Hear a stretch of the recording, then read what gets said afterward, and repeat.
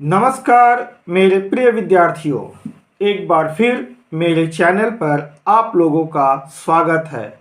मैं वीरेंद्र प्रसाद अपने इस एजुकेशनल चैनल के माध्यम से एकांकीकार विष्णु प्रभाकर द्वारा रचित एकांकी नाटक संस्कार और भावना के उद्देश्य या संदेश पर विचार प्रस्तुत करने जा रहा हूँ। हिंदी साहित्य की विभिन्न विधाएं यथा कहानी, कविता, नाटक, उपन्यास, संस्मरण, यात्रा वृत्तांत, निबंध, रिपोर्टाज, डायरी लेखन, विज्ञापन लेखन अथवा पत्र लेखन सभी रचनाएं उद्देश्यपूर्ण होती हैं। हिंदी साहित्य के क्षेत्र में निरुद्देश्य रचनाओं का कोई स्थान नहीं होता। एकांकीकार विष्णु प्रभाकर द्वारा रचित एकांकी नाटक संस्कार और भावना भी उद्देश्यपूर्ण रचना है। सामाजिक पृष्ठभूमि को आधार बनाकर लिखा गया यह एकांकी नाटक एक श्रेष्ठ व यथार्थवादी एकांकी नाटक है, जिसमें मानवतावादी स्वर मुखरित हुआ है। इस एकांकी नाटक की कथा एक मध्यम वर्गीय परिवार की कथा है, जिसमें संस्कारों और भावनाओं के आवेग के संघर्ष का बड़ा ही सुंदर चित्रण किया गया है।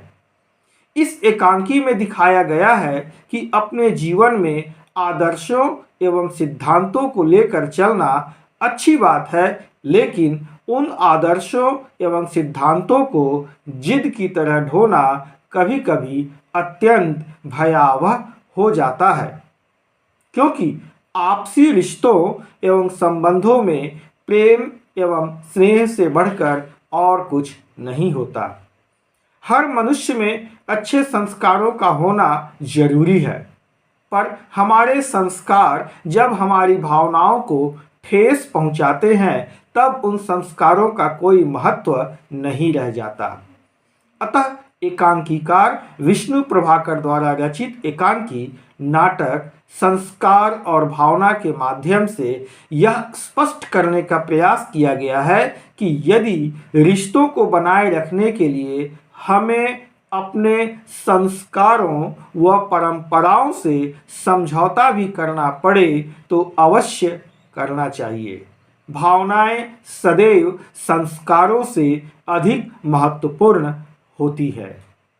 यह बात इस एकांकी की कथा वस्तु से भी स्पष्ट हो जाती है कि पुराने संस्कारों में पली व बढ़ी माँ अपने ज्येष्ठ पुत्र अविनाश की पत्नी को इसलिए बहू के रूप में स्वीकार नहीं करती है क्योंकि वह विजातीय नीच कुल की युवती है।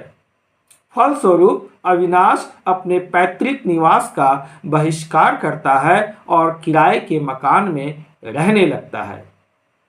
संस्कारों में जकड़ी माँ पुत्र के प्रति अपनी ममता को उजागर नहीं होने देती है और भीतर ही भीतर घुटती है।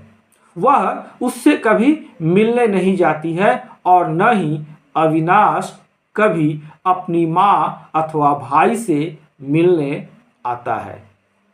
परंतु जब माँ को पता चलता है कि उसका बेटा बीमार था और मरते मरते बचा है, तब वह मर्माहत हो जाती है। माँ का छोटा बेटा अतुल जब माँ को यह बतलाता है कि भाभी ने तो अपने प्राण खपाकर भैया को बचा लिया, परंतु अब भाभी बीमार पड़ चुकी है और उसके बचने की भी कोई उम्मीद नहीं है, क्योंकि भैया में वह ताकत नहीं कि वह भाभी को बचा सके।